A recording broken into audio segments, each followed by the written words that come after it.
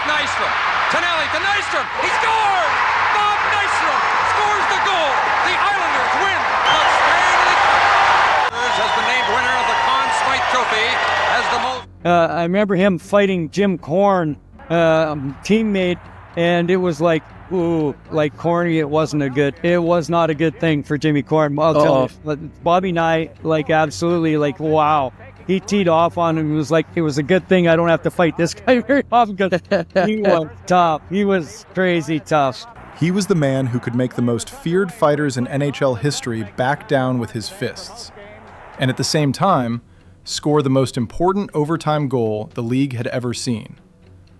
Legends called him the Knight of Nassau. Teammates called him the Protector. Opponents called him something else entirely, a nightmare. Today, we open the file on Bob Nystrom, Mr. Islander. As one eyewitness to the 1975 playoffs put it, Nystrom dethroned Dave Schultz. That was not just a fight won. It was proof that the era of Flyers intimidation had finally met its match.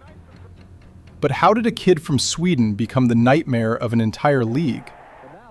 The answer starts here. There is a moment in NHL history that every hockey fan knows. John Wensink of the Boston Bruins skated to the opposing bench, spread his arms wide, and challenged the entire team to fight him. Not one player stood up. The building roared. The message was clear. Wensink feared no one. But in the 1980 playoffs, Bob Nystrom answered that message in the most direct way possible. At Boston Garden, one of the most hostile arenas in North America, where visiting teams went to be broken, Nystrom did not hesitate.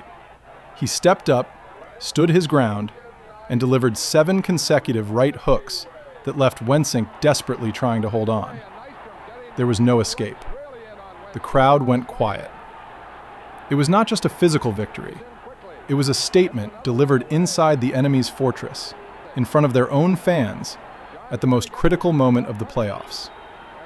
As one witness recalled, Wensink was a terrifying man, but Nystrom made him look completely ordinary. That fury, that intensity, no textbook in the world can teach what Nystrom had. Bob Nystrom himself said it plainly. Boston Garden is a brutal place. You have to show them you are willing to bleed for every inch of that ice. Philadelphia Flyers had a reputation built on intimidation. And at the center of that reputation stood Mel Bridgman, a hard-nosed center known for playing without mercy, without hesitation, and without fear. When Bridgman decided someone needed to be dealt with, most players found a reason to look the other way. Bob Nystrom was not most players.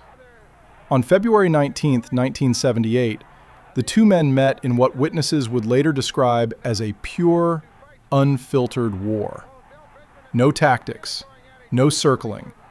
Both men dropped their gloves and committed entirely to attack, trading the heaviest right hands anyone in that building had ever seen. Nystrom's golden hair whipped across his face with every exchange, his fists moving like a force of nature, not unlike the image of Thor swinging his hammer without pause or mercy. The fight lasted until both men had almost nothing left. Neither went down. The referee had to physically end it. It was that night the nickname Thor stopped being just a reference to his Swedish roots and became something earned. As one ringside witness described it, they stood there exchanging the heaviest right hands I have ever seen. Neither man stopped until the referee stepped in. That was truly a battle between giants. By the mid-1970s, one name cast a shadow over the entire NHL. Dave Schultz, known as the Hammer, the enforcer of the Philadelphia Flyers, a team so feared for their physical brutality that the sports world gave them a permanent nickname, the Broad Street Bullies. Most players did not just avoid fighting him, they avoided eye contact. Then came the 1975 playoffs, and Bob Nystrom. On national television, in front of every fan and every player watching across North America, Nystrom did not wait, did not circle, did not show a single sign of hesitation. He attacked Schultz with fast, precise, and devastating combinations that the so-called hammer simply had no answer for. The crowd watched in stunned silence as the most feared enforcer in the league was fully and completely outmatched. It was a turning point that shifted the balance of physical power across the entire NHL. Every team took notice. Every enforcer recalculated. As one direct witness said, Nystrom dethroned Dave Schultz. That was not just a fight won. It was proof that the era of Flyers intimidation had finally met its match. Larry Playfair was a rookie defenseman for the Buffalo Sabres in 1979.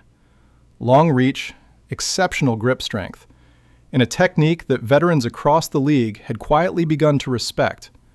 A locking hold so suffocating that opponents called it the death grip. When Playfair challenged Bob Nystrom after a heavy collision in March of that year, many in the building expected youth and raw power to tell the story. It did not. Playfair gained the early advantage, locking Nystrom down and landing a series of short, sharp punches to the back of the head. For a brief moment, it appeared the younger man might actually have found a way through. But Nystrom had been in darker places than this. Calmly and methodically, he used his head to create separation, found the angle he needed, and drove a series of upward punches through Playfair's defense that dismantled the hold completely. Playfair had no choice but to retreat into a defensive position. As one witness observed, Playfair tried to use youth and strength to overwhelm Nystrom. He quickly realized he was standing across from a man forged through hundreds of battles. Nystrom simply could not be broken. Wayne Cashman was not the kind of player you ignored. The Boston Bruins forward had built a career on making life miserable for skilled players, using every tool available to him, legal or otherwise, to get under the skin of the opposition. In the 1980 playoffs, Cashman had set his sights on the New York Islanders' most valuable players, repeatedly targeting Dennis Potvin and disrupting everything the team was trying to build. The tension inside the Islanders' locker room before one critical game was difficult to describe. Then Bob Nystrom stood up. 4 words. Calm, certain, absolute. I will handle Cashman. The room breathed again. On the ice, Nystrom delivered exactly what he had promised. He cornered Cashman, drove his fist under the chin, and pinned him against the boards with a force that left no room for resistance. Cashman could not answer. But the most frightening part of this story was not the punch. It was those 4 words spoken in a quiet locker room, and the complete certainty behind them. That is what separated Nystrom from every other tough player of his era. As one teammate recalled, when Bobby said he would handle someone, the whole room exhaled. That was absolute trust in the man who looked after all of us. This is not a story about a single fight. This is the story that explains why every other story in this list was possible. When Bob Nystrom first arrived in the NHL, the scouting report was not kind. Poor skating, too reliant on physical strength. Coach Scotty Monroe said plainly that Nystrom would never survive at this level unless he changed. Most players in that position accept the ceiling they are given. Nystrom did not. He sought out Laura Stam, a specialist in figure skating technique, something no enforcer in NHL history had ever done before. He trained until his body gave out, then trained again the next morning. He rebuilt his skating from the ground up, developing an explosive speed that teammates and opponents alike would come to know as Swedish steam, the ability to appear at every critical moment on the ice before anyone else had time to react. The result was something the league had never seen. A player who could score 30 goals in the 1977 to 1978 season and still walk across the ice toward the most dangerous men in the game without a single moment of hesitation.